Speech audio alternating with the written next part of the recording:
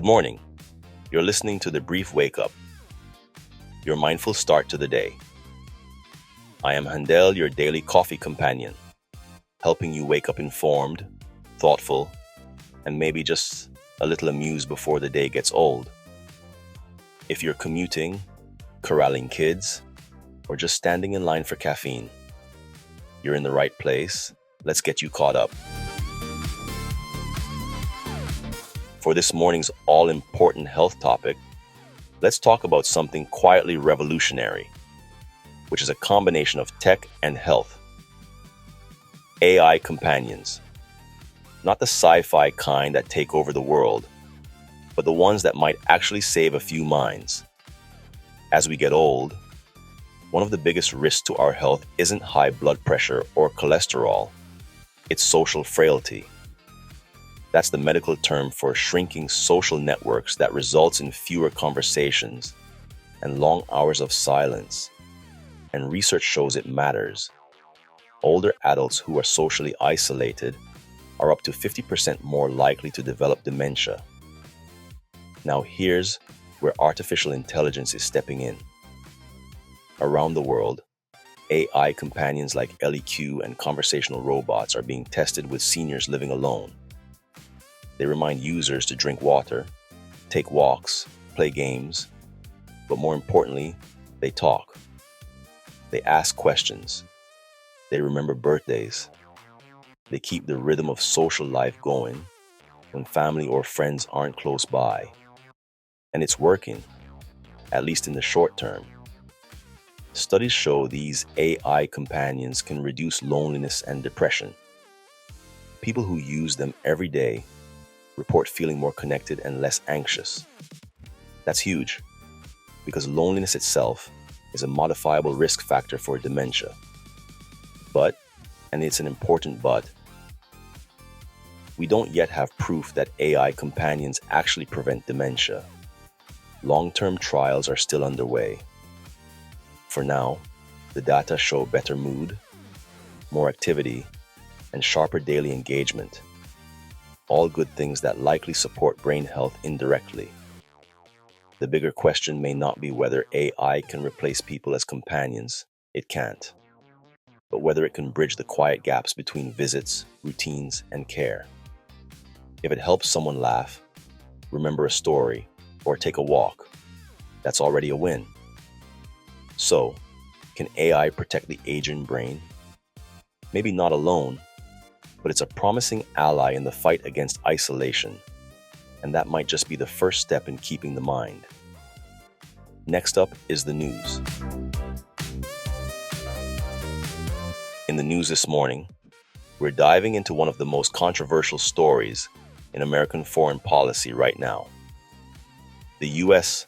strikes on boats near Venezuela and the growing storm around Defense Secretary Pete Hegseth. In early September, the U.S. launched what it called kinetic counter-narcotic strikes in the Caribbean, targeting boats allegedly tied to narco-terrorist networks. Officials said these vessels were carrying drugs and weapons, part of a broader effort to choke off cartel funding. But one incident is sparking outrage. A boat near Venezuela was hit, and according to multiple reports, a second strike was later carried out on survivors. Some witnesses say Hegseth gave a verbal order to kill everybody aboard. The Pentagon denies that, saying a Navy admiral authorized the second strike under standing orders. Still, critics, including members of both parties, are calling for a full investigation, and some are using words like war crime. The White House insists the operations were legal under anti-terrorism authority. But here's the issue. The U.S. has offered little public evidence that the people killed were high-level traffickers or combatants. In fact, some analysts warn we may not even know who was on board. That uncertainty and the image of survivors being targeted at sea has rattled both Congress and the international community. Venezuela's government called the strikes acts of aggression. Human rights experts say the case tests whether America still follows its own rules of engagement. or if the war on drugs has blurred into something darker. And here's the bigger question. When nations start justifying lethal force without clear oversight or proof, where does accountability end and impunity begin? Today's news serves to remind us that every policy has a shadow. And sometimes, the hardest part is knowing where justice stops and vengeance begins.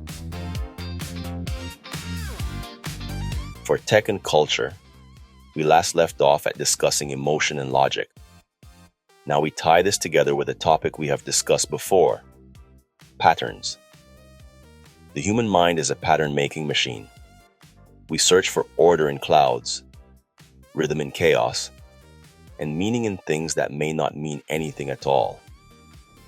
That instinct, that craving for structure, is the quiet inheritance of George Boole. Boole believed the universe itself could be described by logic, that every truth hides inside a pattern waiting to be revealed. And though he couldn't have imagined it, that same drive lives on in code, art, and imagination. Look closely at any act of creativity, a melody, an equation, a poem, and beneath it is a pattern the mind is trying to translate. Autistic thinkers often feel this more intensely. They don't just see patterns, they hear their rhythm, and see how patterns themselves are parts of a greater pattern, like hidden music beneath the surface of things. Simon Baron-Cohen calls them the pattern seekers, the minds that built the modern world. Because every invention begins the same way, not with inspiration, but with observation. The wheel, the clock, the computer, all born from someone who noticed a rhythm others overlooked. The autistic brain, tuned to precision and repetition, reminds us that pattern seeking isn't a limitation. It's a talent in of itself. It's the origin of discovery.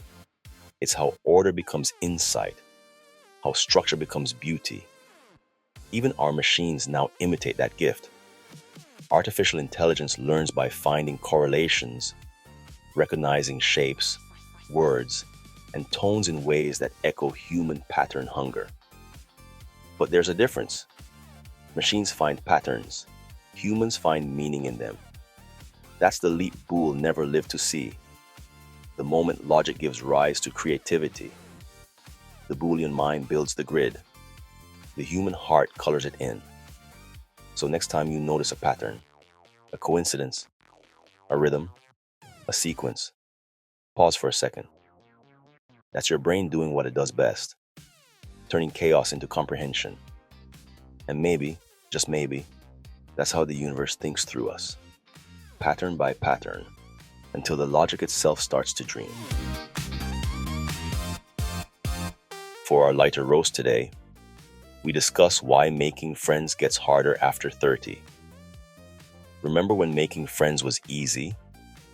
You'd walk up to someone on the playground and say, "You like dinosaurs?" And suddenly you're inseparable. No small talk, no calendar invites, just snacks and trust. But somewhere between student loans, back pain, and a Google Calendar that looks like air traffic control, it got complicated. Now making friends feels like dating, except with lower stakes and less motivation. You meet someone cool at the gym, exchange numbers, promise to hang out, and then ghost each other out of mutual exhaustion. It's not you, it's math. Scientists say the human brain can maintain about 150 meaningful social relationships. That's called Dunbar's number. And once you fill those slots with family, co-workers, your partner, maybe your kid's teacher, there's not much room left for new friend from yoga. Then there's something called social pruning, the natural process where your brain starts trimming connections that don't feel essential. It's biology's way of saying, look, we've got limited emotional bandwidth.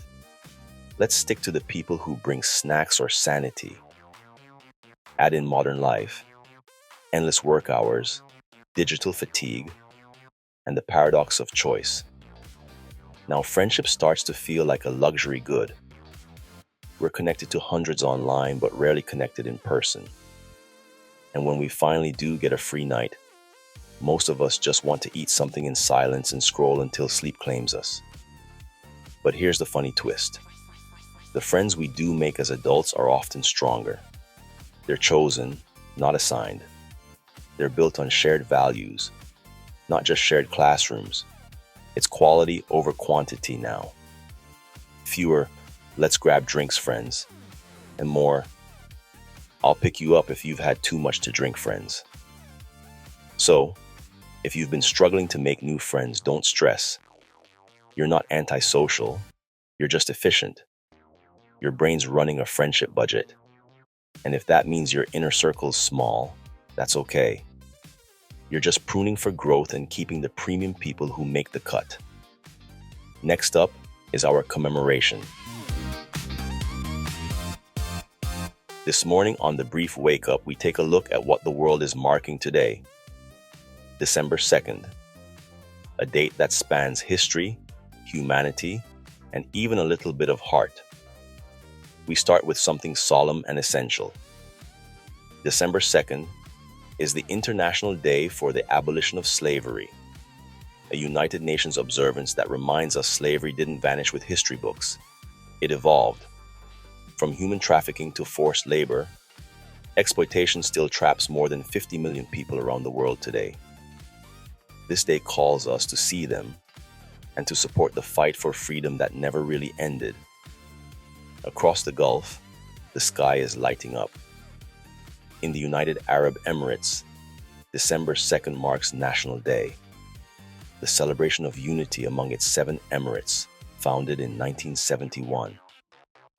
It's a day of fireworks, parades, and the pride of a nation that rose from desert sands into one of the world's most modern hubs. Meanwhile, in Southeast Asia, Laos celebrates its own independence.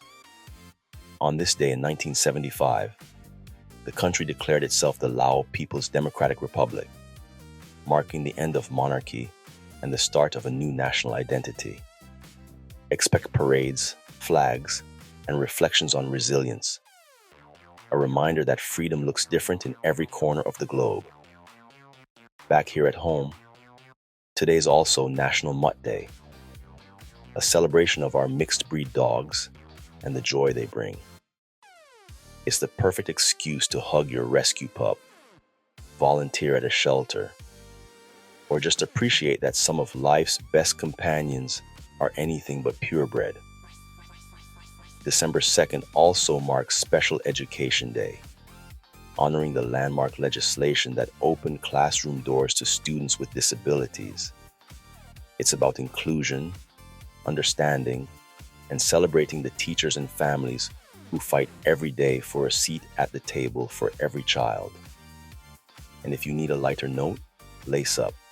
It's Play Basketball Day, a simple call to get outside, shoot a few hoops, and remember that teamwork, rhythm, and resilience live in every bounce of the ball. From freedom to friendship, from unity to inclusion. December 2nd reminds us how wide the world can be when we all stand up, speak up, and yes, even play a little. Today's show reminded us that progress takes many forms, from AI companions quietly protecting the aging brain, to the hard questions of justice and accountability in Venezuela, to the timeless rhythm of human pattern seeking that drives both logic and creativity. We also looked inward at how friendship evolves with age, and outward at global celebrations of freedom, unity, and compassion that mark this day. In every story, one thread connects them all. Whether through code, conscience, or connection, it's still our capacity for empathy that keeps the world awake. This is Handel for the Brief Wake Up. Stay calm, kind, and curious. And don't forget to top off that cup.